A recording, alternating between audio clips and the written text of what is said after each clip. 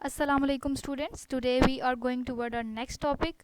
हम बात कर रहे थे अबाउट स्ट्रक्चर ऑफ बेंजीन। तो फर्स्ट पार्ट में हमने देखा कि हम कहते हैं कि molecular formula of the benzene is C6H6। हमने कहा कि हम देखते हैं क्या ये स्ट्रेट चेन स्ट्रक्चर पॉसिबल है। तो हमने देखा स्ट्रेट चेन स्ट्रक्चर बेंजीन का पॉसिबल नहीं है। कौन से पॉइंट्स इस चीज़ को रिजेक्ट करते हैं कि बेंजीन स्ट्रेट चेन की फॉर्म में एग्जिस्ट नहीं करता। नाउ मूविंग टूवर्ड अ नेक्स्ट टॉपिक कि बेंजीन के लिए मोस्ट एक्सेप्टेबल स्ट्रक्चर कैक्यूल्स का स्ट्रक्चर कंसीडर किया जाता है। Kekulé structure of benzene. अब कैक्यूल्स क्या है? कैक्यूल्स एक साइंटिस्ट थे जिन्होंने वर्क किया बेंजीन के ऊपर और बेंजीन के लिए एक सेटिस्फैक्ट्री स्ट्रक्चर डिवाइस किया। कैक्यूल ने बेंजीन के लिए जो स्ट्रक्चर डिवाइस किया वो कैसा था वो हम देखेंगे। बेंजीन का स्ट्रक्चर बड़ी प्रॉब्लम रहा अबाउट 40 ईयर्स तक। 1825 में बेंजीन की डिस्कवरी हुई थी, लेकिन 1865 तक कोई सेटिस्फैक्ट्री स्ट्रक्चर बेंजीन का अवेलेबल नहीं था। कैक्यूल्स वो साइंटिस्ट थे जिन्होंने बेंजीन का एक सेटिस्फैक्ट्री स्ट्रक्चर डिवाइस किया। 40 years later, in 1865, Kekulé German chemist device satisfactory structure for benzene. और उन्होंने बेंजीन का स्ट्रक्चर किस तरह से दिया? बेंजीन का स्ट्रक्चर था रेगुलर हेक्सागोनल स्ट्रक्चर। हेक्सागोनल का क्या मतलब है? हेक्सा की टर्म यूज़ की जाती है 6 के लिए। मैंने एक ऐसा स्ट्रक्चर दिया, एक ऐसा साइक्लिक स्ट्रक्चर दिया जिसके 6 कॉर्नर थे, 6 कॉर्नर्ड स्ट्रक्चर दिया, रेगुलर हेक्सागोनल स्ट्रक्चर दिया। और उसकी शेप किस तरह से थी? It was containing 6 carbon and 6 hydrogen satisfying the molecular formula of benzene with alternate double bond and single bond। क्या था कि CH था, डबल बॉन्ड था, देन सिंगल बॉन्ड था, फिर डबल बॉन्ड था, यानी हर कार्बन डबल बॉन्ड कंटेन कर रही थी और अल्टरनेट डबल बॉन्ड और सिंगल बॉन्ड इसके अंदर प्रेजेंट थे। तो ये बेसिकली बेंजीन का स्ट्रक्चर है। इसको लिखने का एक और मेथड भी है। आप बेंजीन के 6 कॉर्नर लाइक इस तरह से बनाएं। हमेशा आप इन सारे कॉर्नर्स को आपस में कनेक्ट करिए, ये इसमें स्पेस नहीं होनी चाहिए। और आप ये जो अल्टरनेट डबल बॉन्ड और सिंगल बॉन्ड है इसको in the form of ring भी रिप्रेजेंट कर सकते हैं। ये भी एक वे है बेंजीन को लिखने का। तो दोनों वेज जो हैं वो राइट हैं, आप जिस तरह मर्जी चाहें आप लिख सकते हैं।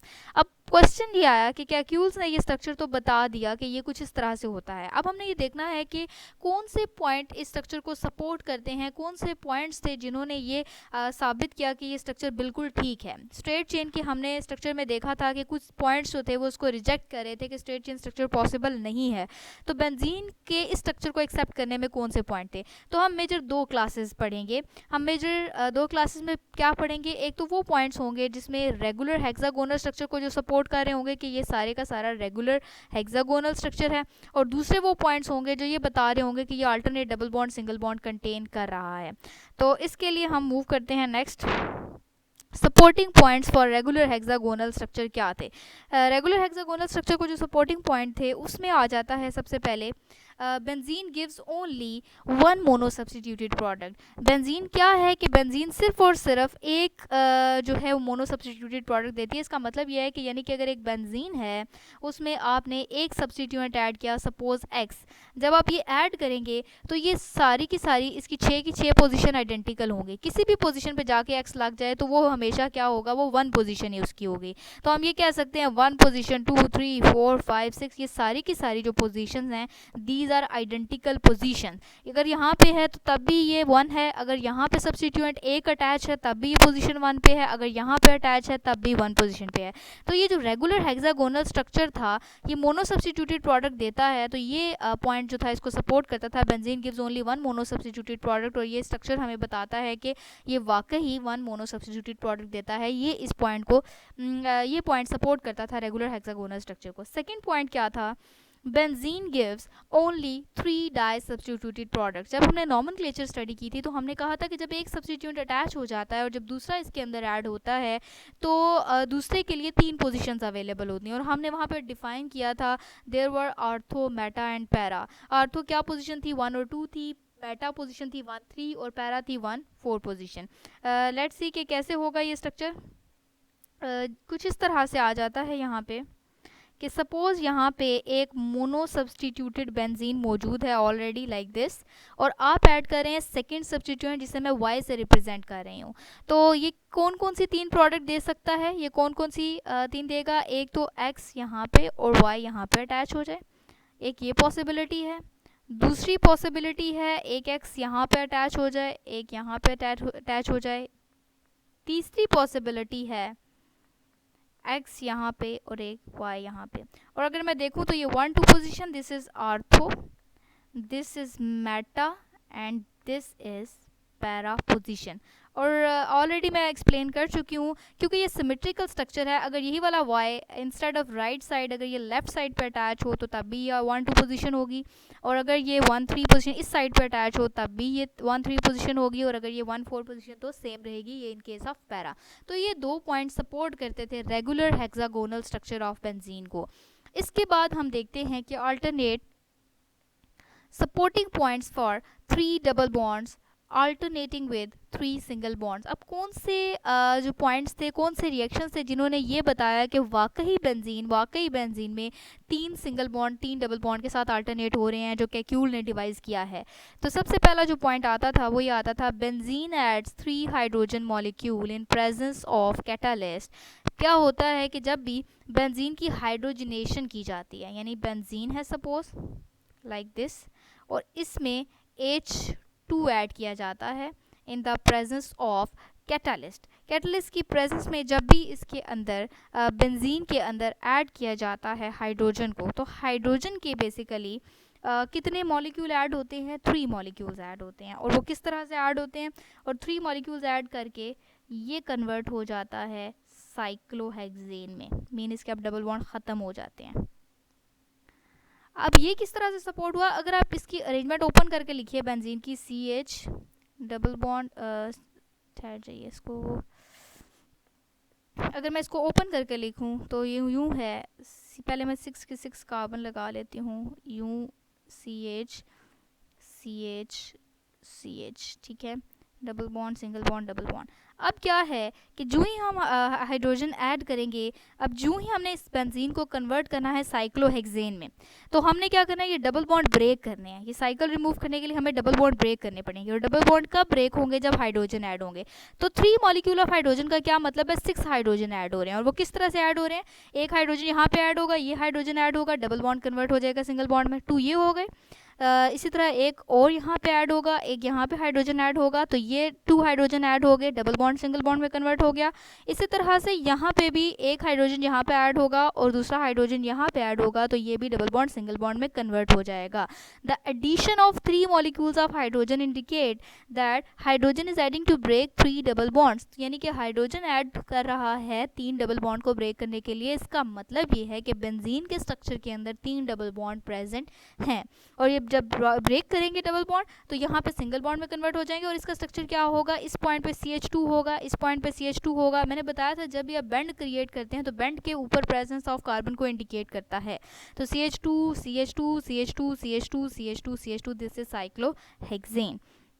Now moving toward our next reaction, that is benzene adds 3 molecules of chlorine in presence of sunlight। यानी अगर हम क्लोरीन को ऐड करते हैं तो वहाँ पे भी क्या रिएक्शन होता है, बेंजीन जिस तरह से हाइड्रोजन का सेम रिएक्शन था, बेंजीन के अंदर जब आप Cl2 ऐड करेंगे in the presence of sunlight, जिसको मैं H न्यू की फॉर्म में भी लिख सकती हूँ, तो कितने ऐड होंगे, 3 मॉलिक्यूल ऐड होंगे। और वो किस तरह से ऐड होंगे ये देख लीजिए आप, इसका ये पॉइंट है। अगर मैं इसको ओपन करके जैसे आपकी बुक में लिखा हुआ है तो वैसे ही लिख लेते हैं, वो ज़्यादा आसान होगा अंडरस्टैंड करना। तो ये आ जाता है like this, C C C, regular hexagon हम ड्रॉ करेंगे। और ये अब डबल बॉन्ड ब्रेक किया, यहाँ पे पहले ही एक एक हाइड्रोजन तो ऑलरेडी मौजूद था इनका, लाइक दिस। अब हम ऐड कर लेते हैं Cl को। तो Cl कैसे ऐड होगा, एक यहाँ पे ऐड हो गया, एक यहाँ पे ऐड हो गया, एक यहाँ पे ऐड हो गया, एक यहाँ पे ऐड हो गया, एक यहाँ पे ऐड हुआ और एक यहाँ पे ऐड हुआ। तो हुआ क्या, यहाँ पे हमने बेसिकली डबल बॉन्ड को ब्रेक करने के लिए Cl ऐड कर लिया। तो ये सारे का सारा स्ट्रक्चर क्या हो जाएगा, कितने Cl ऐड हुए, 1 2 3 4 5 6, यानी कि 3 molecules of Cl2 indicated presence of 3 double bond की प्रेजेंस को इंडिकेट किया। तो इसका मतलब है कि ये दोनों पॉइंट थे, 3 double bonds alternating with 3 single bond को ये पॉइंट सपोर्ट कर रहे थे। तो हमने 2 पॉइंट्स पढ़ लिए, एक पढ़ा हमने हमने रेगुलर हेक्सागोन को कौन से कंफर्म करते हैं, और दूसरा हमने पॉइंट पढ़ा कि 3 double bond alternating with 3 single bond को कौन से पॉइंट सपोर्ट करते हैं। तो ये था कैक्यूल्स का स्ट्रक्चर, जिसको एक्सेप्ट भी किया गया because of these supporting points. लेकिन हर एक, जब भी हम साइंस में कोई भी डिस्कवरी करते हैं, हमेशा उसके अंदर 100% उसके रिजल्ट ठीक नहीं होते, उसमें कुछ ना कुछ फ्लॉज मौजूद होते हैं, उसमें कुछ ना कुछ प्रॉब्लम्स मौजूद होती हैं, कुछ ना कुछ ऑब्जेक्शंस मौजूद होती हैं जो उस स्ट्रक्चर को कम्प्लीटली एक्सेप्ट नहीं करते। जब बेंजीन को इनिशियली, जब इसको कैक्यूल स्ट्रक्चर को डिवाइस किया गया, यहाँ तक तो इसको एक्सेप्ट किया गया, लेकिन इसके अंदर भी कुछ प्रॉब्लम्स थी, इसके अंदर भी कुछ ऑब्जेक्शंस थे। हम वो देखेंगे कि कौन से ऑब्जेक्शंस कैक्यूल स्ट्रक्चर पे अप्लाई होते थे at that time. Objections to Kekule structure, सबसे पहला जो पॉइंट था वो ये था, it should be highly unsaturated. देखा जाए तो आप ये देखते हैं, it should be highly unsaturated but benzene shows saturated character. अगर आप इसका स्ट्रक्चर देखें बेंजीन का, तो बड़ा ही अनसैचुरेटेड है। क्यों? क्योंकि 6 कार्बन है और 3 डबल बॉन्ड प्रेजेंट है। 3 डबल बॉन्ड की प्रेजेंस काफ़ी ज़्यादा अनसैचुरेटेड कैरेक्टर को शो करती है। लेकिन जब रिएक्शंस ऑफ बेंजीन को देखा गया तो बेंजीन का जो रिएक्शंस थे वो बिल्कुल सैचुरेटेड कैरेक्टर शो कर रहे थे। सैचुरेटेड कैरेक्टर में इसके लिए आप देख लीजिए, सैचुरेटेड जितने भी कंपाउंड हैं हमारे पास आ जाते हैं अल्केन्स, ठीक है। जो अल्केन्स होते हैं हमारे पास, जब भी वो रिएक्शन शो करते हैं वो बड़े स्टेबल होते हैं, हम इनको पैराफिन भी कहते हैं, इनर्ट इन नेचर होते हैं, कोई भी रिएक्शन बहुत ज़्यादा सपोर्ट नहीं करते। अल्केन्स रिएक्शन जो देते हैं वो सिर्फ रिएक्शन देते हैं सब्स्टिट्यूशन रिएक्शन। और जितनी भी हमारे पास अनसैचुरेटेड कंपाउंड्स हैं लाइक अल्कीन्स, वो हमारे पास रिएक्शन देती हैं एडिशन रिएक्शन, जिसमें ये होता है कि डबल बॉन्ड जो होता है वो ब्रेक करता है और वो सिंगल बॉन्ड में कन्वर्ट होता है। लेकिन जब बेंजीन को देखा गया तो बेंजीन को असूलन तो क्या करना चाहिए था, सब्स्टिट्यूशन रिएक्शन देने चाहिए थे, लेकिन बेंजीन सब्स्टिट्यूशन रिएक्शन नहीं देती। Benzene yield substitution product benzene को असूलन एडिशन रिएक्शन देने चाहिए थे, क्योंकि इसके अंदर डबल बॉन्ड बहुत ज़्यादा थे। रिएक्शन कुछ इस तरह से होना चाहिए था, डबल बॉन्ड ब्रेक करना चाहिए था, उसको सिंगल बॉन्ड में कन्वर्ट होना चाहिए था। लेकिन देखा यह गया कि बेंजीन बिल्कुल अल्केन की तरह सब्स्टिट्यूशन रिएक्शन देती है। Benzene yield substitution product and yields addition product reluctantly. Reluctantly का मतलब होता है हेजिटेट करना, हिचकिचाना, रुकना, बहुत ज़्यादा फेवर ना करना किसी चीज़ को। तो बेंजीन जो होती है वो एडिशन प्रोडक्ट इतनी ज़्यादा फेवर नहीं करती, बल्कि सब्स्टिट्यूशन प्रोडक्ट देती है। तो यहाँ पे जाके ये कैक्यूल को थोड़ा सा ऑब्जेक्शन फेस करना पड़ा। इसके बाद दूसरा जो पॉइंट आता है, benzene very stable compound. Benzene का जो कंपाउंड है दैट इज़ वेरी स्टेबल। ये दो जो थे इसके ऑब्जेक्शंस थे टू कैक्यूल स्ट्रक्चर, लेकिन बाद में इनको सॉल्व किया गया जब इसके मॉडर्न कॉन्सेप्ट दिए गए about the structure of benzene. जब बेंजीन के स्ट्रक्चर की हिब्रिडाइजेशन को डिस्कस किया गया तो ये प्रॉब्लम सॉल्व होगी कि क्यों बेंजीन जो होती है वो सब्स्टिट्यूशन रिएक्शन ज़्यादा फेवर करती है और बेंजीन स्टेबल क्यों होती है। काफ़ी हद तक ये सॉल्व हो गए। इसको हम नेक्स्ट लेक्चर में पढ़ेंगे। इसके बाद अगर हम देखें बेंजीन के स्ट्रक्चर की स्टडीज़, एक्सरे स्टडीज़ क्या होती हैं, जब भी कोई कंपाउंड को स्टडी किया जाता है उसके ऊपर एक्सरेज यानी एक्स रेडिएशन जो होती हैं, जो हाई एनर्जी रेडिएशंस होती हैं वो फॉल की जाती हैं और ऑब्जर्व किया जाता है इस स्ट्रक्चर को। ये फर्स्ट ईयर में भी हम स्टडी कर चुके हैं। तो बेंजीन का स्ट्रक्चर कैसा है, हमने एक्सरे स्टडी की, उसमें ये देखा गया X ray supported regular hexagonal structure. जी, उसने रेगुलर हेक्सागोनल स्ट्रक्चर सपोर्ट किया और देखा ये गया कि जो रेगुलर हेक्सागोनल स्ट्रक्चर है उसमें कार्बन जो इनके एंगल होते हैं दे आर 120। कौन सी हिब्रिडाइजेशन में एंगल था, अगर आपको याद हो तो that was in sp2 hybridisation. और देखा ये गया कि कार्बन हाइड्रोजन की जो बॉन्ड लेंथ होती है वो होती है 1.09 एंगस्ट्रम। मैंने ए लिखा हुआ है, इसका बेसिकली साइन आपकी बुक में होगा लाइक ए और उसके ऊपर एक डॉट होगा, तो इसको हम कहते हैं एंगस्ट्रम या एंगस्ट्रम। ये एक यूनिट है, ठीक है, यूनिट ऑफ लेंथ है बेसिक। इसके बाद हमारे पास अगला आ जाता है कि कार्बन हाइड्रोजन की जो लेंथ थी दैट वाज 1.09 एंगस्ट्रम, और जबकि कार्बन की जो बॉन्ड लेंथ थी दैट वाज 1.397 एंगस्ट्रम। ये सारा कुछ हमें किसने बताया, एक्सरे स्टडीज़ ने शो किया कि ये कुछ इस तरह से स्ट्रक्चर ऑफ बेंजीन होता है और ये रेगुलर हेक्सागोनल स्ट्रक्चर यहाँ पे भी सपोर्ट होता है। तो आप इसको कैक्यूल स्ट्रक्चर में भी पॉइंट में ऐड कर सकते हैं कि एक्सरे स्टडी ने भी कैक्यूल स्ट्रक्चर को सपोर्ट किया कि ये वाकई रेगुलर हेक्सागोनल स्ट्रक्चर होता है। तो ये एक कैक्यूल स्ट्रक्चर एक इंपॉर्टेंट स्ट्रक्चर है। तो आपको ये आना चाहिए, आपको इसको जो है इसकी सपोर्टिंग पॉइंट्स का पता होना चाहिए कि ये बेंजीन को किस तरह से सपोर्ट करते हैं।